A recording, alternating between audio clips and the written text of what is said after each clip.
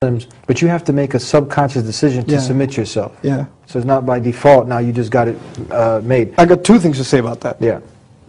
Atheism is actually a conscious decision. It doesn't occur naturally. Not at all. No. You made a good point. We spoke earlier that when a person's up and hits some turbulence in a plane, and this is what Allah says in the Quran. He turns off his atheism. It just, for those few seconds, oh God, save me. Yeah. You know? Or they say there's no atheists in foxholes. Yeah. Yeah. So, so now you have, so that's one thing about atheism. The other thing about atheism is it's actually not rooted, at least from all the atheist friends that I had, it's not rooted in something intellectual. That's the facade. It's actually rooted in something psychological. These people are either traumatized, or they had a really bad experience in life, or they've seen something that they were really emotionally disturbed by. They decided to blame God for it, right?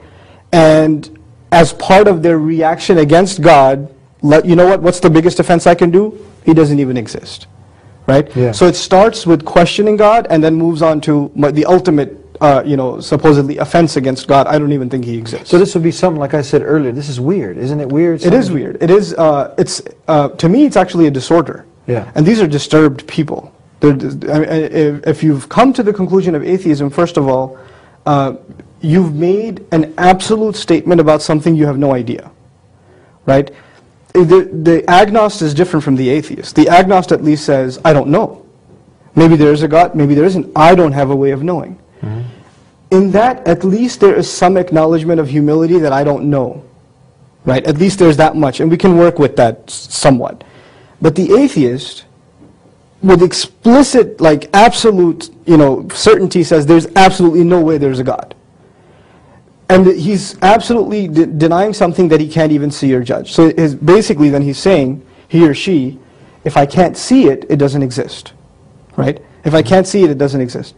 This is the essence of their intellectual problem, right? They say that the only thing that can be judged is empirical evidence, meaning the five senses, science, this is what exists. That's it.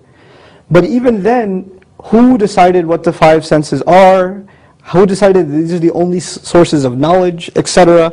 No answer. Where does love come from? Where does hate come from? Where does fear come? Emotions? Where does hope and aspiration come from? Oh, they're just chemicals in our body. So they want to reduce the human being even to just a sophisticated animal. And because they've done that, you'll find these different kinds of weird crimes in our society that you never found in history. Like the craziest kinds of things, sickest kinds of things people do when they have no sense of consequence. They have no purpose left in life. There's no one watching over them. There's no one they have to answer for. If they can get away with it, they'll get away with it.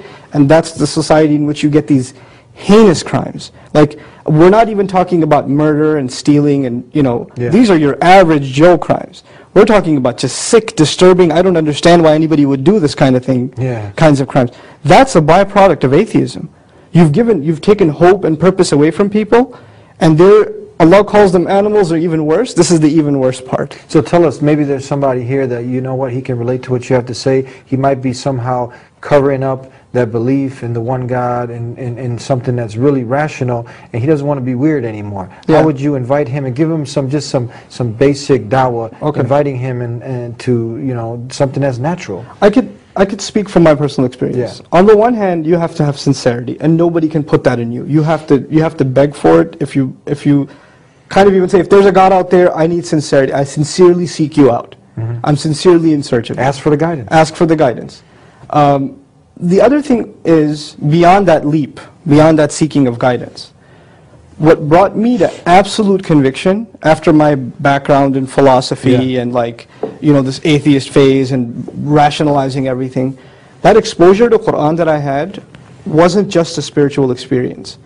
It was actually a very powerful intellectual experience for me. Like, every major argument I had against religion or God was answered without me having to ask the question. I was just listening to Quran carefully, and it was like there were a lot of knots in my mind, and it was just undoing them one after another. The Quran answered all the questions, all the doubts that you had? All the doubts that I had. I think that's one problem people have. They might be born in a family of atheists or some other religion, and they use their intellect and they see that this stuff don't make sense, it's weird. Yeah.